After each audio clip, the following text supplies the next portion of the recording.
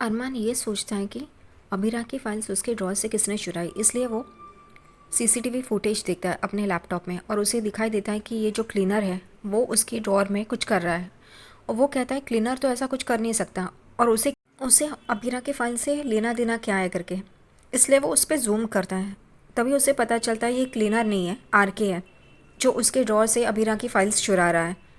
और वो बहुत गुस्सा हो जाता है आरके के ऊपर कि उसने उसके केबिन में आके ये सारी फाइल्स चुराई है करके। यहाँ पे दूसरी तरफ आरके अबीरा को बताता है कि उसने कैसे चुराई है फाइल्स। वो कहता है कि उसके ड्रॉर में आपकी फाइल्स तो ऐसे ही एक के नीचे एक सारी पड़ी थी।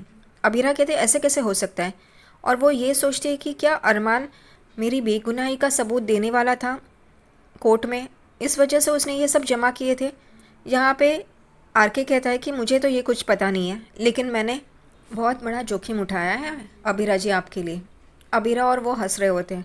और यहाँ पे आरके कहता है कि अब आपका लाइसेंस आपको वापस मिल गया है, और ये शुभ दिन भी है कल, वसंत पंचमी, तो आप कल से ही अपनी प्रैक्टिस शुरू कर दीजिए, आप केस लड़िए। ये सुन के अबीरा को बहुत अच्छा लगता है। तभी अबीरा कहती है ठीक है करके, मैं चलती हूँ घर। वो कहते हैं हाँ हाँ चलो। वो कहती है आप अपने घर जा रहे हैं राइट? तो वो कहते हैं नहीं, आपके घर। तो वो कहती है क्यों? तो वो कहता है पार्टी तो बनती है ना। तो वो कहती है अजीब हो आप, ठीक है चलिए। तो वो कहता है आर के आप जाइए, मैं आपको फॉलो करता हूँ मेरे सुमन जी पर। वो हंसती और वहाँ से जा रही होती है। यहाँ पे जाते जाते अबीरा यही सोच रही होती है कि अरमान ने ये एक साथ मेरी सारी फाइल्स क्यों रखी थी? क्या वो मुझे बेगुनाह साबित करने वाला था? वो ये सब सबूत लेके जाने वाला था और मेरे ऊपर लगे हुए इल्ज़ाम सारे मिटाने वाला था? अरमान बोलो ना, तुम वापस आ रहे हो मेरे पास और हम दोनों का रिश्ता वापस जुड़ने वाला है। माँ प्लीज़ बताओ ना, मुझे कोई हिंट तो दो। ऐसे ऊपर देख के वो बात कर रही होती है। और वो वैसे तो खुश होती है क्योंकि उसको इसका लाइसेंस मिल गया है। और यहाँ पे पीछे से आर के उसे देख रहा होता है जाते वक्त। अरमान भी वहाँ पे होता है गाड़ी में, और वो गाड़ी से ही देख रहा होता है अबीरा की खुशी। वो कहता है कि चलो मैंने नहीं, लेकिन आर के ने वो काम कर दिया है जो मैं करना चाहता था, और यही खुशी मैं देखना चाहता था अबीरा के चेहरे पे जो आज है। और वो बहुत खुश होता है। दूसरी तरफ यहाँ पे आर के बाइक पे बैठ रहा होता है। तभी वहाँ से अरमान उसे देखता है और आर के भी उसे देखता है। आर के एकदम से डर जाता है, इसे पता तो नहीं चला कि मैंने ही चुराई थी करके। अरमान वहाँ से अपनी गाड़ी से निकलता है और नीचे एक लकड़ी होती है वो उठाता है और आर के पास आता है। आर के अपना हेलमेट निकाल रहा होता है, लेकिन अरमान के हाथ में लकड़ी देख के वो वापस हेलमेट पहन लेता है और कहता है ये बहुत गुस्सा हो गया लगता है, और इसे पता चल गया शायद मैंने ही ये फाइल्स चुराई है। सुमन जी अब तो भागना पड़ेगा, आपको भी मेहनत करनी पड़ेगी। अरमान जैसे ही आर के पास आता है और उसके हाथ में जो लकड़ी होती है वो उठाता है, तभी आर के एकदम से अपना सर नीचे कर लेता है। उसे लगता है कि अब अरमान उस लकड़ी से उसे मारेगा, लेकिन वो एक खाली कोल्ड ड्रिंक का कैन देखता है, वो लकड़ी से उठाता है और डस्टबिन में डालता है। ये देख के आर के एकदम चौंक जाता है।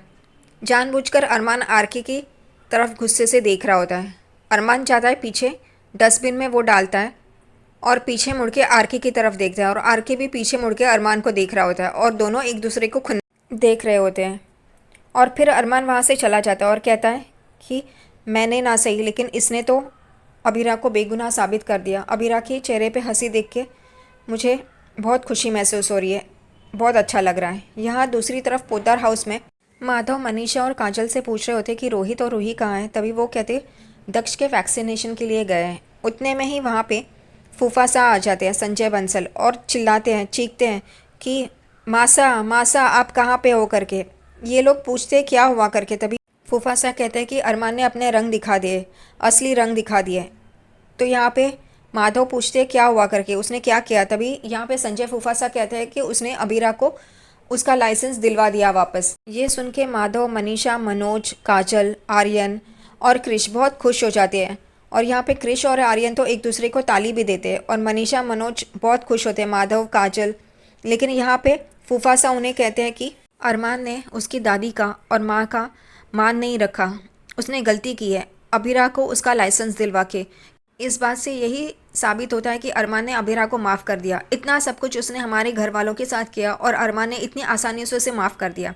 यहाँ पर माधव कहते हैं कि ऐसा नहीं है, उसने सही काम किया है। तभी यहाँ पे संजय फूफा सा कहते हैं नहीं, गलत किया है, उसने मासा के बारे में और उसकी माँ के बारे में सोचा ही नहीं करके। यहाँ पे मनीषा कहती है आप क्यों इतना सब कुछ कर रहे हैं, अरमान ने तो सही किया है। तभी यहाँ पे संजय फूफासा कहते हैं कि ये अगर मासा को पता चल गया तो, और उतने में ही पीछे से सीढ़ियों से मासा की आवाज़ आती है कि मैंने सब कुछ सुन लिया है करके। यहाँ पे सब लोग पीछे मुड़ के देखते हैं। उतने में ही अरमान भी आ जाता है और कहता है मैंने ऐसा कुछ भी नहीं किया है करके, और सब लोग उसकी तरफ देखने लगते हैं। अरमान और दादीसा एक दूसरे के आमने सामने आ जाते हैं। दादीसा पूछती है कि तुमने अभिरा को लाइसेंस दिलवा दिया, उसे हम मदद की है, उसे माफ़ कर दिया है? तो वो कहता है कि हाँ, अभिरा को लाइसेंस तो वापस मिल गया है। और यहाँ पे कावेरी जी ये सुन के बहुत गुस्सा हो जाती है अरमान पे और कहती है कि तुमने ऐसा कैसे किया, तुमने अपने माँ के बारे में भी नहीं सोचा ये करते समय? तुम अपने माँ के बेटे नहीं हो, उसका दुख दर्द समझ नहीं सकते? यहाँ पे अरमान कहता है मैंने जो गलत किया था वो सही किया, क्योंकि मैं हमेशा यही सोचता था कि अरमान पोतार कभी गलत का साथ नहीं देगा, लेकिन उसने गलत का साथ दिया, अभिरा के साथ गलत किया। इस वजह से अब जो कुछ भी हुआ है वो सही हुआ है। और माँ ने ही मुझे ये सिखाया है कि सच्चाई पे चलो और सच्चाई का रास्ता कभी मत छोड़ना, तो उन्हें भी सही लगेगा, ये वो गलत नहीं समझेंगी। और मैं ये गिल्ट में नहीं जी सकता, और माँ भी नहीं, तो माँ ये बात ज़रूर समझेगी करके। और वो वहाँ से चला जाता है। यहाँ पे संजय फूफासा मासा को कहते हैं कि देखा कैसे बात कर रहा था, अब ये बहुत जल्द अभिरा को भी इस घर में लेके आएगा और फिर वो अभिरा सबसे बदला लेगी करके। और ये बात दूर से विद्या सुन लेती है और विद्या एकदम से चौंक जाती है। वैसे भी अभिरा की बात आई तो उसे पागलपन का दौरा पड़ता ही है। यहाँ पे गोयंका हाउस में सब लोग अभिरा को लाइसेंस मिला है इसकी पार्टी शुरू कर देते हैं। सब लोग बहुत खुश होते हैं। यहाँ पे आरके भी इनके साथ होता है। यहाँ पे सब लोग हंसी खुशी अभिरा को लाइसेंस मिला है इसकी सेलिब्रेशंस में जुट गए हैं। यहाँ पे मनीष जी अभिरा को गले लगाते हैं और उसे कॉन्ग्रेचुलेट करते हैं। यहाँ पे आरके उन्हीं के घर का फूलों का गुलदस्ता उठा के उसे देने के लिए जाने वाला होता है। यहाँ पे अभिरा अबीर के पास आती है, तभी अबीर कहता है ऐसे नहीं, मैं कुछ खास करूँगा, और वो उठने की कोशिश करता है, उठता है और अभिरा को गले लगाता है और उसको कॉन्ग्रेट्स करता है। यहाँ पे आरके वो फूलों का गुलदस्ता सुलेखा को देता है और यहाँ पे कहता है कि अब सेलिब्रेशन तो होना ही चाहिए। यहाँ पे मनीष जी आरके को थैंक्स बोलते हैं क्योंकि ये सब कुछ आरके की वजह से हुआ है करके। यहाँ पे वो पूछते हैं तुमने ये किया कैसे, वो बताने ही जा रहा होता है। उतने में अभिरा कहती है हम सेलिब्रेशन स्टार्ट करें, और सब लोग आके टेबल पे बैठ जाते हैं। यहाँ पे टेंडी, लौकी की सब्ज़ी, ये सब देख के आरके कहता है पार्टी में ये सब कौन खाता है, पार्टी में तो ये सब नहीं होता है। तभी यहाँ पे अभिरा कहती है जब भी हम खुश होते हैं तब मैं और अरमान यही सब खाते हैं, तिंडली, लौकी की सब्ज़ी, ऐसा वैसा। तो सब लोग हैरान होकर देखने लगते हैं कि अभिरा को अब भी उसकी याद आ रही है और उसके प्यार में डूबी हुई है। यहाँ पे आरके टॉपिक चेंज करने लग जाता है। उतने में ही अभिरा को कॉल आता है और वो कॉल उठाने के लिए बाजू में चली जाती है, और वो कॉल कोर्ट से होता है, उनके डिवोर्स केस की सुनवाई होती है। वो उनसे पूछते हैं, दोनों को ही एक साथ कॉल आता है और एक साथ ही वो लोग पूछते हैं कि आपको कौन सी डेट चाहिए। एक डेट है कल की और दूसरा 1 महीने बाद की। तभी अरमान कहता है अभिरा से पूछो, और अभिरा कहती है कि अरमान से पूछो और फिर बताइए करके।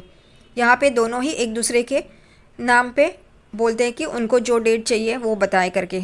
अरमान और अभिरा बहुत बुरी हालत में होते हैं क्योंकि अब उनका डिवोर्स का प्रोसीजर शुरू हो जाएगा करके। यहाँ पे अभिरा की यह हालत देख के मनीष जी और उनकी फैमिली बहुत बुरा महसूस कर रही होती है। यहाँ पे अरमान जब कहता है कि अभिरा से पूछो और वो फ़ोन रखता है, तभी ये सारी बातें बाहर से विद्या दरवाजे पे खड़ी रह के सुन रही होती है।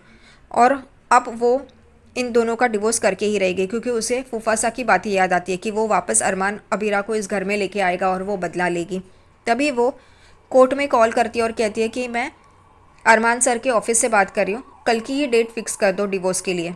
यहाँ पे अभिरा कहती है मैं अरमान को ही फ़ोन लगाती हूँ करके, और वो अरमान को फ़ोन लगा रही होती है, लेकिन विद्या उसके फ़ोन पे बात कर रही होती है और कह रही होती है कि कल की डेट फिक्स कर दो। अरमान भी कमाल है, इतना बड़ा वकील है लेकिन अपने फ़ोन में पासवर्ड नहीं होता है, और अगर पासवर्ड है तो वो माँ को भी पता है, सही है, इसलिए माँ उसका फ़ोन ऑपरेट करती है।